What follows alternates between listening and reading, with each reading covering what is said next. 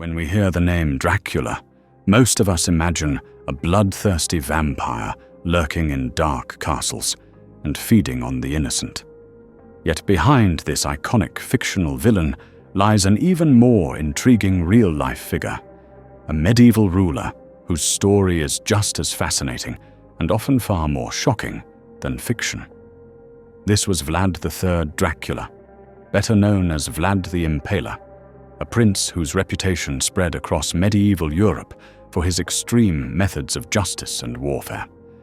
His rule was fierce, controversial, and marked by acts that continue to inspire both horror and curiosity. But who exactly was Vlad the Impaler? Was he the monstrous villain history portrays, or a misunderstood leader shaped by a ruthless time? In this video, we're going to uncover the real story of Vlad Dracula, separating chilling fact from centuries-old myth. You'll learn about his incredible rise to power, his brutal yet strategic methods, and discover how a medieval prince inspired one of literature's most iconic characters. When you hear the name Dracula, the first thing that probably comes to your mind is the bloodthirsty vampire made famous by Irish writer Bram Stoker. But behind this iconic literary figure lies an extraordinary historical character whose real-life deeds have fueled myths and legends for centuries. Vlad III Dracula, more commonly known today as Vlad the Impaler, was a 15th century prince of Wallachia, a region located in what is now southern Romania. He lived during a time of ceaseless conflict, caught between the expansion of the Ottoman Empire and the political turmoil of Christian Europe. It was a brutal time, and Vlad met it with brutal measures. His reign became infamous for one method in particular, impalement, a horrifyingly effective way to execute his enemies and send a message. But there's much more to Vlad than the shocking headlines written by terrified European nobles and merchants. Vlad ruled during one of the most dangerous periods in Eastern European history. Wallachia was a buffer zone, a land constantly threatened by invasion, betrayal, and rebellion. It was here that Vlad earned his reputation, through a combination of military intelligence, political cunning, and sheer ruthlessness. Centuries later, tales of Vlad's cruelty would capture the imagination of writers and travelers. Eventually, Bram Stoker, while researching Eastern European folklore, discovered these tales and used the name Dracula to craft his now legendary vampire count. But the real Vlad was no vampire. He didn't drink blood, sleep in coffins, or turn into bats. He was a prince, a warlord, a product of his brutal time. And in this video, we'll separate myth from reality and bring you the full story of the real Dracula. So buckle in, because you're about to meet a ruler who used terror as a political weapon and whose story still sends shivers through history books today. To understand the man known as Vlad the Impaler, we first need to step back into the early 15th century, a time of shifting empires, religious wars, and constant power struggles. Vlad III was born in 1431 in the fortified town of Sighișoara, located in the heart of Transylvania. But his story truly begins with his father, Vlad II Dracula. Vlad II was no ordinary nobleman. He was a member of the Order of the Dragon, a chivalric society founded by the Holy Roman Emperor Sigismund. This order was formed with one goal in mind: to defend Christianity in Eastern Europe against the growing threat of the Ottoman Turks. Membership in the order was elite and came with both prestige and peril. The name Dracul meant the dragon, and from it, young Vlad would later take the name Dracula, meaning son of the dragon. Vlad III had two brothers, an older, Mircea, and a younger, Radu. From a young age, Vlad was surrounded by political ambition and military tension. His father had managed to become voivode, or prince, of Wallachia, but holding power in this region was like grasping sand. You needed allies, cunning, and a touch of ruthlessness to survive. In 1442, everything changed. Vlad II made a critical decision to offer his two younger sons Vlad and Radu as political hostages to the Ottoman Sultan Murad II. This was not uncommon for the time. It was a way to ensure loyalty, to bind the Wallachian ruler to the Ottoman cause. But for young Vlad, it was a betrayal that would etch itself deep into his soul. Vlad and Radu spent years in the Ottoman court. Though they were educated in philosophy, science, and military tactics, they were still prisoners, leverage for their father's obedience. Vlad, with his sharp mind and stubborn spirit, reportedly resisted attempts to indoctrinate him. He saw through the court's elegance to the brutal power plays beneath. His brother Radu, on the other hand, adjusted more easily and eventually aligned himself with the Ottomans. These years of captivity weren't just formative, they were transformative. Vlad developed a deep mistrust of diplomacy, a sharp eye for betrayal, and a fierce desire to reclaim his destiny. It's likely here he began forming the hardened, strategic persona that would later define his rule. And most importantly, he never forgot who imprisoned him. Meanwhile, back in Wallachia, disaster had struck. Vlad II Dracula, once a powerful ruler, had fallen out of favor with Hungary and the local boyars, the powerful noble families of Wallachia. In a wave of betrayal and violence, Vlad II was killed, and Vlad's older brother Mircea was captured and buried alive. Vlad's return to Wallachia was not a triumphant homecoming. It was a grim reckoning. At just 17 years old, Vlad attempted to seize the throne.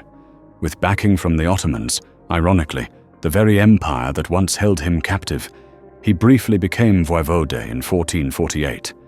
But his rule lasted only a few months before he was ousted. Still, this taste of power only sharpened his ambition. He knew now that the throne was within reach. He just had to be smart and brutal enough to hold it. And when he returned again, he wouldn't come back as a boy. He would return as a warlord. By 1456, Vlad had matured. He was no longer a hostage, no longer a pawn. He returned to Wallachia with a new resolve, bolstered by Hungarian support this time, particularly from John Hunyadi, one of the most powerful military leaders in Eastern Europe. The Ottomans were once again threatening Christian territories, and Hungary needed a strong, loyal ruler in Wallachia. Vlad saw his chance. The man occupying the throne was Vladislav II, a rival voivode who had once aligned with the very forces responsible for the murder of Vlad's family. With the support of Hungarian troops and his own small force, Vlad launched a swift and calculated campaign to reclaim his birthright. Vladislav was killed in battle, or executed by Vlad, depending on the source, and Vlad took the throne for the second time, this time with vengeance, strategy, and a long memory. One of Vlad's first actions as ruler was to punish those who had betrayed his father and brother. He summoned the Wallachian boyars to a grand Easter feast at his court. It began with hospitality, music, and wine, but ended in horror. Many of the nobles were arrested and executed on the spot. Others, including entire families, were forced to march hundreds of kilometers to build Vlad's new fortress atop the ruins of Panari Castle. This was more than revenge. It was a calculated message. The boyars had ruled through manipulation and backroom deals for generations. Vlad made it clear there would be no more backroom deals, no more divided power. Wallachia would be ruled by one hand, his. To many historians, this was Vlad's way of breaking the feudal chaos that had long weakened the region. His brutality wasn't random, it was tactical. To unite Wallachia, he first had to dismantle the old order. Next, Vlad turned his attention to stability. He established strict laws to protect peasants and merchants, especially from theft and corruption. Stories circulated of Vlad's ironclad justice. One tale tells of a golden goblet left unattended in a public square, never stolen, never touched. Whether fact or propaganda, the message was clear. Under Vlad's rule, lawbreakers would pay dearly. In a land plagued by lawlessness and war, it was a strange kind of peace. Merchants felt safer, trade increased, yet all of it rested on the edge of a sword. Of course, Vlad knew this relative peace couldn't last. The looming threat of the Ottoman Empire was never far away. Sultan Mehmed II, who had just conquered Constantinople, demanded tribute. Vlad refused. Instead of bowing, Vlad launched a preemptive strike. He crossed the Danube with a surprise raid on Ottoman territory, burning villages, taking captives, and leaving a brutal message behind. It wasn't just war, it was psychological warfare. And this was only the beginning. What Vlad did next would make him infamous, not only in Ottoman chronicles, but across all of Europe. The world would remember his name, because what followed wasn't just a military campaign. It was the making of a legend. Impalement is one of the most brutal execution methods in human history, and Vlad made it his signature. But to understand why, we need to look beyond the horror and into the mind of a ruler, trying to hold together a fractured land while sending a message far beyond his borders. Impalement involved inserting a sharpened wooden stake into the body, often through the abdomen or rectum, and raising the victim vertically for public display. It was deliberately designed to prolong death, often for hours or even days. A grotesque form of suffering, but one that made a very specific point. This is what happens to those who defy the voivode. The most famous example comes from 1462. As Ottoman forces advanced toward Vlad's capital of Târgoviște, they were met not by an army, but by a forest of the dead. Thousands of impaled corpses lined the road, victims of Vlad's scorched earth campaign. Men, women, soldiers, prisoners. The Turkish chroniclers called it the Forest of the Impaled. According to reports, Sultan Mehmed II himself stopped in horror at the sight. Though the numbers, 20,000 or more, may have been exaggerated by chroniclers, the impact was undeniable. The Sultan turned back. Vlad had won, not by battle, but by terror. Western Europe took notice. Not only did traders and envoys return with chilling stories, they printed them. In cities like Nuremberg, pamphlets circulated with titles like The Horrible Acts of Voivode Dracula. Many were written in lurid, sensational language. They called him a devil, a butcher, a madman. But not all accounts were negative. In Eastern Europe, and especially in Romania, Vlad was seen as a ruler who brought order through strength. He protected his people from Turkish conquest. He punished corruption. He made Wallachia secure, for a time. To his enemies, he was a sadist. To many of his subjects, he was justice incarnate. This duality is what makes Vlad so difficult to define. He ruled with terror, yes, but it was also a calculated system of law enforcement. Thieves, traitors, corrupt nobles all faced the same fate. No one, not even foreign dignitaries, was exempt from his scrutiny. Today we recoil at the cruelty, but in 15th century Wallachia, Vlad's methods worked. Crime rates dropped, external threats stalled, and Vlad's name became known not just in local folklore, but across Europe and into history books. It was terror turned into legacy. To truly grasp the impact of Vlad's reign, we have to look beyond Wallachia. The 15th century was a time of crisis and transformation across Europe. The fall of Constantinople in 1453 had shaken the Christian world. The Ottomans were no longer a distant threat.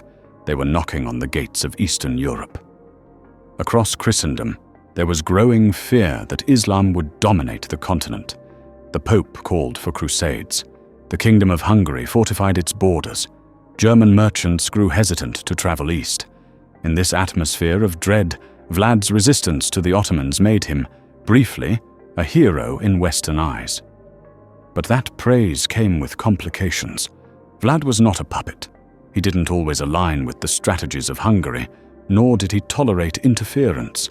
His unpredictability made him a useful ally and a dangerous liability. European reactions to Vlad were mixed, fascination blended with horror. To some, he was a Christian crusader who had dared to strike at the Ottomans. To others, he was a monstrous tyrant who went too far, even for a time of war. German and Saxon merchants, angry at Vlad's restrictions on trade and heavy taxes, wrote damning accounts that would later form the basis for his most grotesque legends. Vlad understood the power of image. While he didn't write propaganda himself, he didn't shy away from letting his actions speak for him. Word of his methods spread faster than swords, terrifying his enemies before battle ever began.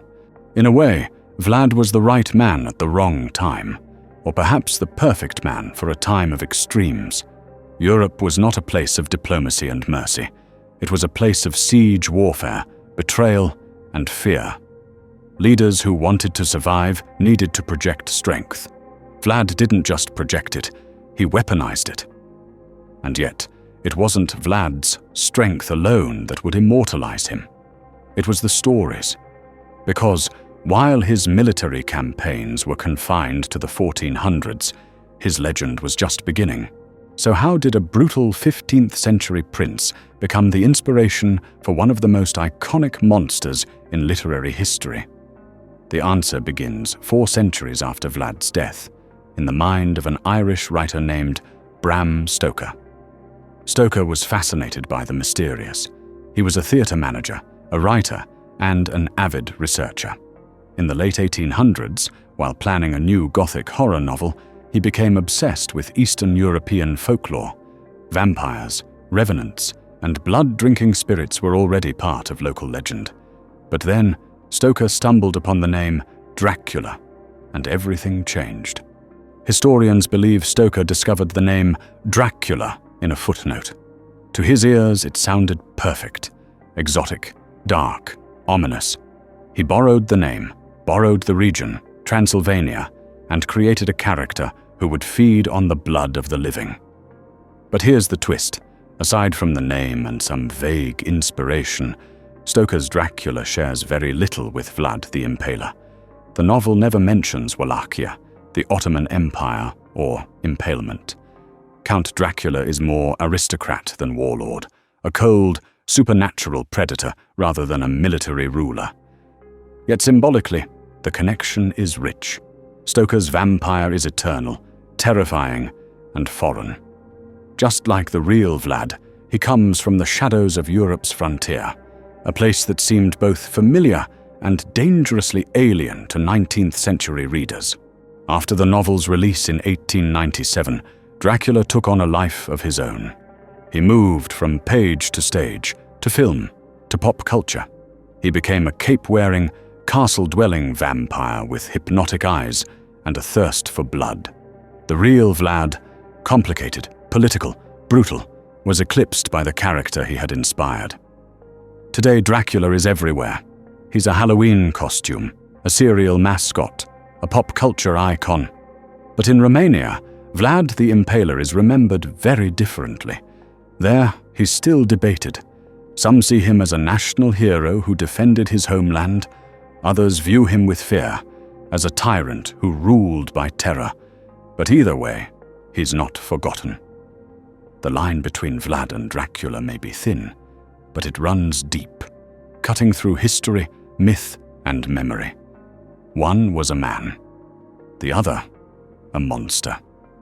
And yet, their stories are forever bound by fear, fascination, and the power of a single name. When people travel to Romania today in search of Dracula, they usually end up at Bran Castle, an imposing fortress with towering spires and shadowed halls that match the Gothic vibe of Stoker's imagination. But here's the truth. Bran Castle has very little historical connection to Vlad the Impaler. It's a beautiful medieval castle, no doubt. Perched dramatically on a rocky outcrop, it looks every bit the part of a vampire's lair. And yes, it did exist during Vlad's lifetime, but there's no hard evidence that he ever lived there, or even visited for long. The association came much later, largely due to tourism and fiction. Still, the myth stuck. The real Dracula's castle, the one most tied to Vlad's actual life, was Ponari. Hidden high in the Carpathian Mountains, its ruins are far less visited, but far more haunting. After purging the Boyars early in his reign, Vlad forced them to build and reinforce this fortress stone by stone. Many died during construction, their bones buried in the walls or scattered in the cliffs below. Ponari was not a palace. It was a war fort, a command center, a refuge. When the Ottomans invaded in 1462, Vlad's wife is said to have thrown herself from its walls rather than be captured. The legend says her blood stained the rocks, giving the place an eternal sense of sorrow and dread. Today, reaching Ponari requires climbing nearly 1,500 steps. There's no grand tour, no Dracula-themed cafe at the top, just ruins, mountains, and silence. But for those who make the climb, it's not hard to imagine Vlad watching from the ramparts, plotting his next move, sharpening the edge of fear. Vlad's presence lingers in more than just bricks and battlements.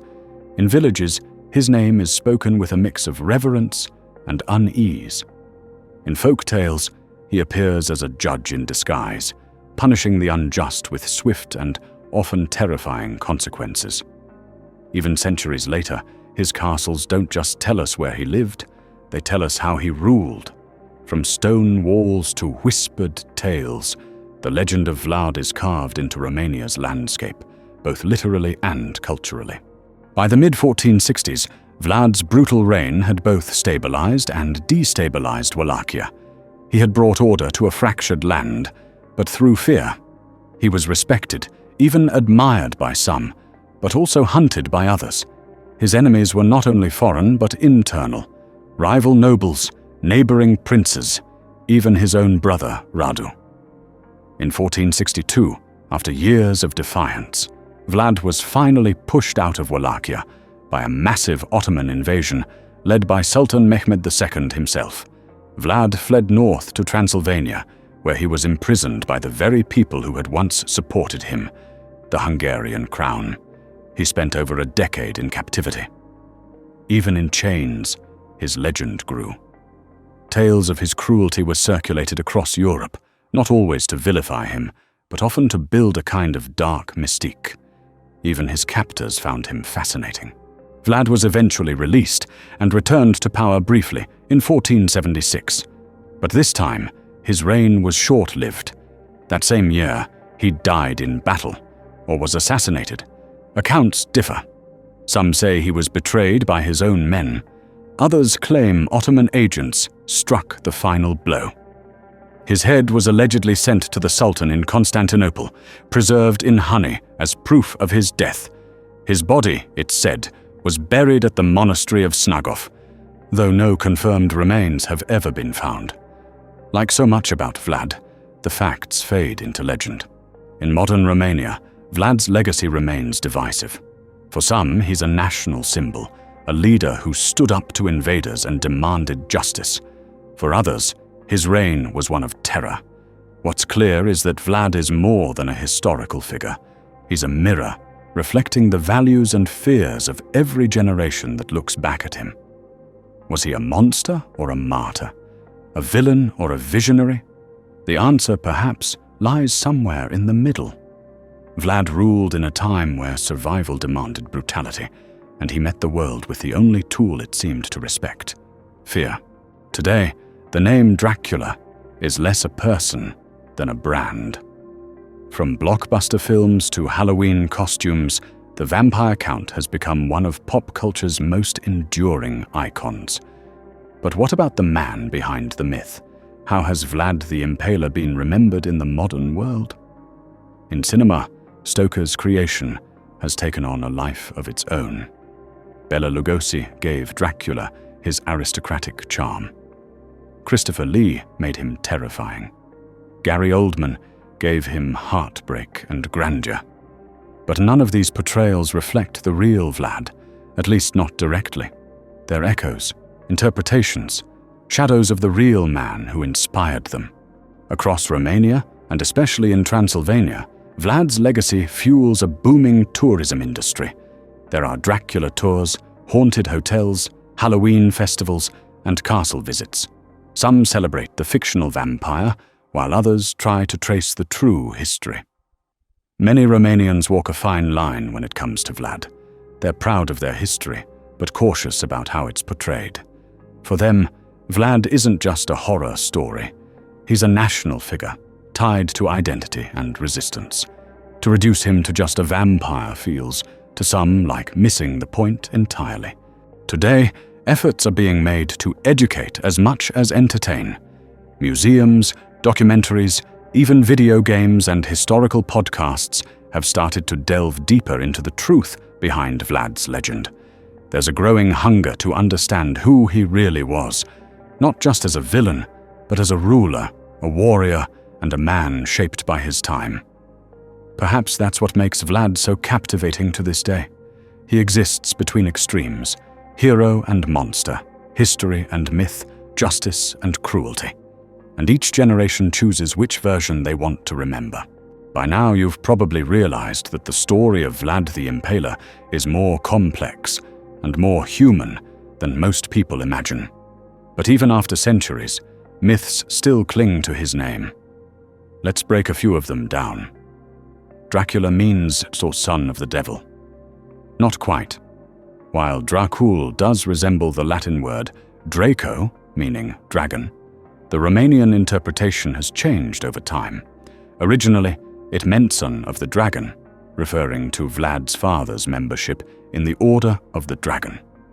Only later, as the word Drac evolved in Romanian, did it start to mean devil. Vlad drank blood like a vampire. There is no solid historical evidence that Vlad drank blood. Some 15th century German pamphlets accused him of dipping bread in the blood of his enemies, but these reports were more likely exaggerated propaganda than recorded fact. He was feared, yes, but he wasn't supernatural. He was a mindless sadist. On the contrary, Vlad was highly strategic. Many of his brutal acts were meant to serve political and military goals, scaring off invaders, punishing betrayal, asserting central authority. He didn't torture for pleasure. He did it to govern through fear in an age where weakness meant death. He ruled all of Transylvania. Nope. Vlad ruled Wallachia, not Transylvania. Though born in the region, he was a Wallachian voivode. Transylvania was a separate principality under Hungarian influence. The confusion likely comes from Dracula being set in Transylvania, but historically, it wasn't Vlad's realm. And finally, no, he didn't sleep in coffins, shapeshift into bats, or fear garlic. That's pure Bram Stoker. The truth? Vlad the Impaler was already terrifying enough without the fantasy. His real story doesn't need vampires to chill the bone. He was a ruler forged in war, trauma, and ambition, and that's more compelling than any supernatural myth. So why are we still talking about Vlad the Impaler nearly 600 years after his death? Why do people visit his castles, study his tactics, watch his fictional alter ego on screen, and debate his morality to this day? Perhaps it's because Vlad lives at the intersection of power and fear, two of the most compelling forces in human history. He wielded fear with precision, and in doing so, carved his name into the memories of both his enemies and his people. In a time when kings rose and fell like the seasons, Vlad made himself unforgettable. Stories like his force us to confront uncomfortable questions. What does it take to protect a nation in times of chaos? When is brutality justified? Can a person be both a tyrant and a patriot?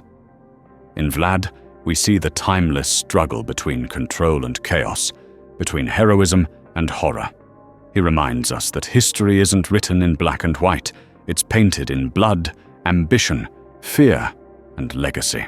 Vlad III Dracula, ruthless prince, wartime tactician, national icon, and the accidental father of the world's most famous vampire. His story is a reminder that history's most fascinating figures often straddle the line between darkness and light. Maybe that's why we can't look away. Because Vlad the Impaler wasn't just the real Dracula. He was a mirror held up to the human soul. And what we see in that mirror depends on who we are when we look. If you enjoyed this journey through blood, myth, and legacy, give this video a like, share your thoughts in the comments, and don't forget to subscribe for more stories where history is stranger and deeper than fiction.